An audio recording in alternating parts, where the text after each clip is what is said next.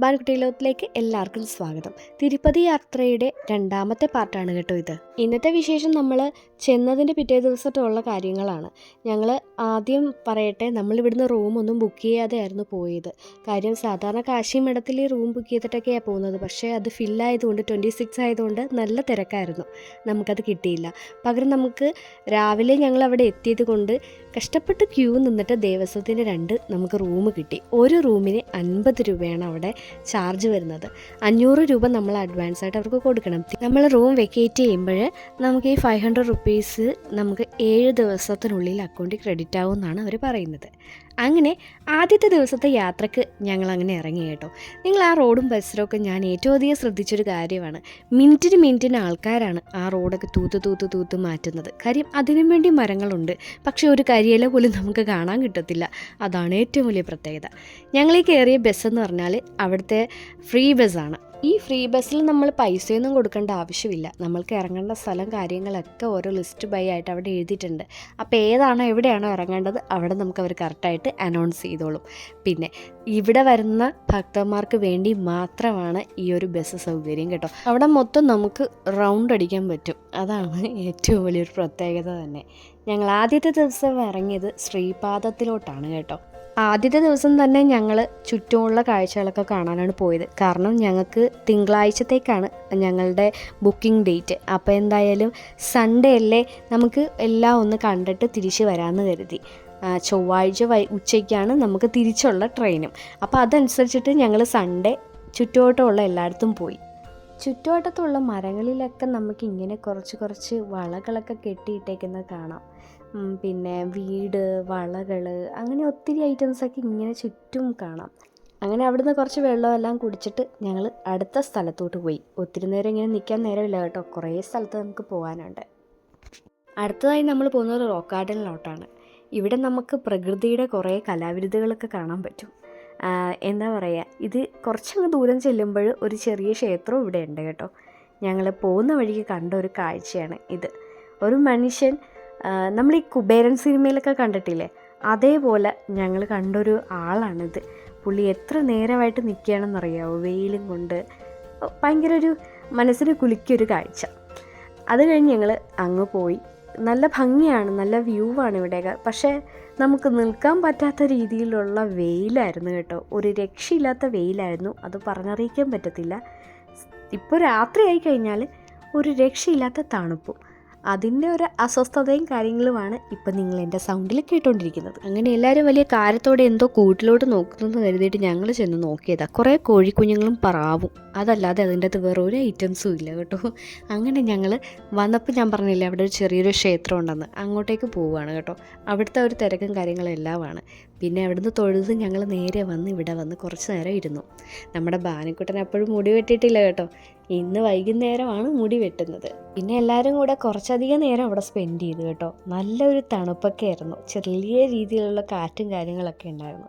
അതിനിപ്പുറത്തായിട്ട് നമ്മൾ നല്ലൊരു കുറച്ച് പ്രതിമകളും കാര്യങ്ങളൊക്കെ അവിടെ ഉണ്ടായിരുന്നു. നമ്മുടെ ആൾക്ക് ആന അന്നും വീക്ക്നെസ്സാണ്. ആനയെ കണ്ടപ്പോൾ ഭയങ്കര സന്തോഷമായി. പിന്നെ അപ്പം തൊട്ട് കാണിച്ചപ്പോഴും പിന്നെ പുള്ളിക്കൊരു ചെറിയ പേടിയുണ്ട് തൊടാനൊക്കെ. അങ്ങനെ ചേട്ടന്മാർ രണ്ടുപേരും കൂടെ ചേർന്ന് തൊടിയിച്ചു. ആളെ അവിടെ നിർത്തി കുറച്ച് ഫോട്ടോസും കാര്യങ്ങളും എടുത്തു. ആ കൂട്ടത്തിൽ ഞങ്ങളും എടുത്തു. അങ്ങനെ ഫോട്ടോ എല്ലാം എടുത്തിട്ട് ഞങ്ങൾ അവിടുന്ന് ടാറ്റാ ബൈ ബൈ പറഞ്ഞിട്ട് നെക്സ്റ്റ് സ്പോട്ട് പിടിച്ചു. അങ്ങനെ അടുത്ത സ്ഥലത്തിലോട്ട് നമ്മൾ പോവുകയാണ്. ആകാശഗംഗ. ഇവിടെ ഒരു ചെറിയൊരു ക്ഷേത്രവും ഒരു ചെറിയൊരു വെള്ളച്ചാട്ടവും ഉണ്ട്. അതാണ് മെയിൻ ഹൈലൈറ്റ് കേട്ടോ. അങ്ങനെ ഞങ്ങൾ അവിടെ പോയി. ഞങ്ങൾ വെള്ളച്ചാട്ടത്തിലൊന്നും ഇറങ്ങിയില്ല, അവിടെ ഇറങ്ങരുതെന്ന് പ്രത്യേകം എഴുതിയിട്ടുണ്ട്. പക്ഷേ എന്നാലും ചിലരൊക്കെ ഇറങ്ങുന്നുണ്ട്. ഞങ്ങളാരും ഇറങ്ങിയില്ല കേട്ടോ. എൻട്രൻസിൽ തന്നെ 2 ചേട്ടന്മാർ അവിടെ ഇരിപ്പുണ്ടായിരുന്നു, സിംഹവാലൻ കുരങ്ങന്മാർ. ഇവന്മാർക്ക് ഫുഡ് കൊടുത്തുകൊണ്ടിരിക്കുകയാണ് ഒരു ചേച്ചി. ഒരു പേടിയും കാര്യങ്ങളും ഒന്നുമില്ല. അതെല്ലാം നോക്കി ഞാൻ വായി നോക്കിയിരുന്നപ്പോൾ എന്നോട് പറഞ്ഞു, പോവാം, നമുക്ക് തൊഴുതിട്ട് വരാം എന്ന് കരുതി. അങ്ങനെ അവിടെ പോയി തൊഴുതു, കാര്യമായി പ്രാർത്ഥിച്ചിട്ട് കുറച്ച് നേരം ആ വെള്ളച്ചാട്ടത്തിൻ്റെ സൗന്ദര്യം കണ്ടുകൊണ്ട് അങ്ങനെ നിന്നു. കാര്യം അങ്ങനെ അവിടെ ഇറങ്ങാൻ പാടില്ല എന്ന് എഴുതിയതിൻ്റെ കാരണം ഒട്ടും അങ്ങ് വീതിയും കാര്യങ്ങളൊന്നുമില്ല, ചെറിയൊരു സ്റ്റെപ്പാണ്, അതുകൊണ്ടായിരിക്കാം. അവിടെ ഒത്തിരി കടകളും കാര്യങ്ങളും ഉണ്ടായിരുന്നു കേട്ടോ. അവിടെ ഒരു ചേച്ചി പേരിങ്ങനെ എഴുതി കൊടുക്കുന്നുണ്ടായിരുന്നു. അപ്പം നമ്മുടെ ഭാനുക്കുട്ടൻ്റെ പേര് ഞാൻ എഴുതി. അപ്പോൾ അവർ പറയുവാണ് അവരുടെ നാട്ടിലെ കോമൺ നെയിമാണ് ഭാനു എന്ന്. അത് കേട്ടപ്പോൾ ഒത്തിരി സന്തോഷമായി കേട്ടോ. അത് കഴിഞ്ഞ് ഞങ്ങൾ തിരിച്ച് എൻട്രൻസിലോട്ട് വന്നപ്പോഴും ഇപ്പോഴും ആ ഫുഡ് കൊടുത്ത് തീർന്നിട്ടില്ല പുള്ളിക്കാരി കേട്ടോ. ഇപ്പോഴും കൊടുത്തുകൊണ്ടിരിക്കുകയാണ്. അങ്ങനെ അതും കണ്ട് നേരെ അടുത്ത സ്ഥലത്തോട്ട് പോവാം ഞങ്ങൾ. ഇനി ഞങ്ങൾ പോകാൻ പോകുന്നത് പാവനാശിനിയിലോട്ടാണ്. ഈ പോകുന്ന സ്ഥലത്തൊക്കെ നമ്മൾ ഒത്തിരി നേരം അങ്ങനെ ഇരിക്കാറില്ല കേട്ടോ. കാര്യം നമുക്ക് ഇനിയും പോകാനുണ്ട്. ഒരു 5-8 സ്ഥലങ്ങൾ നമുക്ക് ഇന്നത്തെ ദിവസം തന്നെ ചുറ്റി കറങ്ങാനുണ്ട്. അങ്ങനെ ഇവിടെ പ്രാർത്ഥിച്ചിട്ട് ഞങ്ങൾ അവിടുത്തെ ആ വെള്ളത്തിൽ കുഞ്ഞിനെ കുറച്ചിങ്ങനെ നനച്ചു. അതിനുശേഷം പുള്ളിക്കാരി പിന്നെ ഒരു രക്ഷയില്ല, അവൾ മേമയും വരുന്നേ ഇല്ല. പിള്ളേരും എല്ലാവരുമായിട്ട് നല്ല കളിയായിരുന്നു. അങ്ങനെ പിന്നെ അപ്പോഴും ഓരോ നേരങ്ങളിങ്ങനെ പോകുന്തോറും ഭാനുക്കുട്ടൻ്റെ മുടി ഞാനിങ്ങനെ നോക്കിക്കൊണ്ടിരിക്കുകയാണ്. അയ്യോ കെട്ടിവെക്കും അഴിച്ചു വെക്കും. എനിക്കൊരു സമാധാനം കിട്ടുന്നില്ല. അതങ്ങ് പോവുകയാണെന്നല്ലോ ഒന്നത്തെ സങ്കടം. പിന്നെ ദൈവത്തിൻ്റെ നേർച്ച കൊച്ചല്ലേ, അതുകൊണ്ടൊന്നും കുഴപ്പമില്ല. പിന്നെ തൊട്ടടുത്തൊരു ക്ഷേത്രം ഉണ്ടായിരുന്നു കേട്ടോ.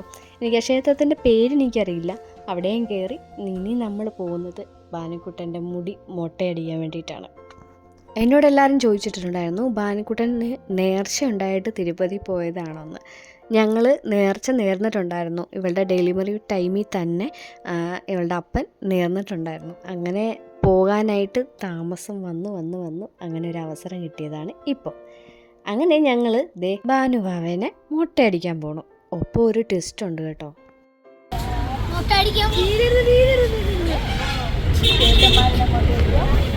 ഭാനുക്കുട്ടൻ്റെ മുടി മൊട്ടയടിക്കാൻ പോവുകയാണ്.